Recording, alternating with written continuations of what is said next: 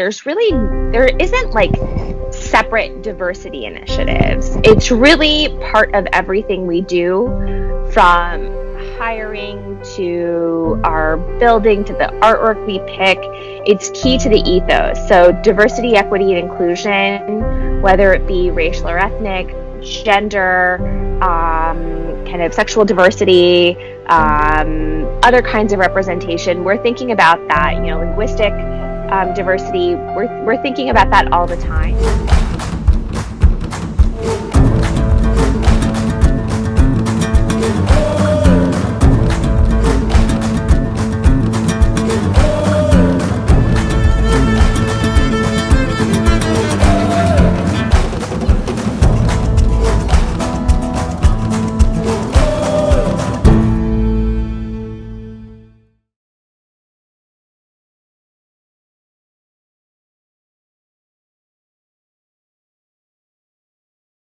With the change in the direction of our country, I'm just curious myself, having a um, Pakistani parents and growing up here in the U.S.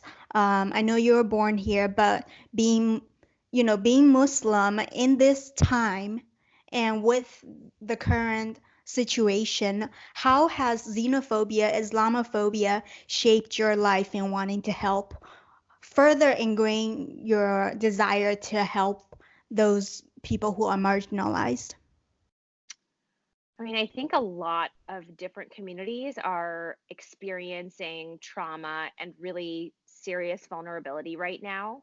And so while I see it in my own faith community and immigrant communities that kind of mirror my own family's story, I really feel like um, we're seeing a lot of the same thing everywhere. And so I don't think seeing it in my own community makes me feel any more or less um, motivated to do something. I think that we're all kind of responsible for one another. But there are really tangible ways in the last, specifically like 18 years or so, and even longer than that, where mistrust, misunderstanding, ignorance, bigotry have manifested in ways that are really tangible for family members, for community members, for people in my social circles, in ways that are incredibly disruptive and life altering. And so I see all of this as connected, and I don't feel like any one fight.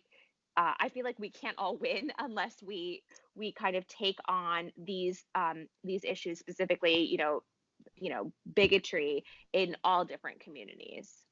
Mm-hmm. And so I understand that you work for the Ford Foundation's for some diversity initiatives for that foundation. Can you share with us what they are and what kind of disability work you are involved in? I think most of our listeners here today would be curious about that. Well, the really good thing about the Ford Foundation, and how we operate, is that there isn't like separate diversity initiatives. It's really part of everything we do, from hiring to our building to the artwork we pick. It's key to the ethos. So diversity, equity, and inclusion, whether it be racial or ethnic, gender, kind of sexual diversity, other kinds of representation. We're thinking about that, linguistic diversity. We're thinking about that all the time. And so it's always a part of the conversation. Like I said, when we're picking our artwork or we're choosing programmatic areas. And so there are many folks who have different kinds of expertise, and they're able to plug into different um, different issues as they surface. And so I just wanted to say that because there is not like a diversity team or a diversity project. It's really DEI kind of embedded in everything we do. It's a part of our performance reviews. Like there are very few questions that are asked in your kind of performance assessment as a staff member at the Ford Foundation. And one of them is, how do you embody and engage with DEI, diversity, equity, inclusion? So I just, it's really embedded throughout, and we're kind of holding each other accountable. There's always more to do, and we have really tough conversations institutionally about what we can do. But what has been new over the last, I'd say, 3 years or so is ensuring that disability is a part of DEI conversations, and that to the extent we don't have the skills, experience, talent, and expertise to do that, that we get that very quickly.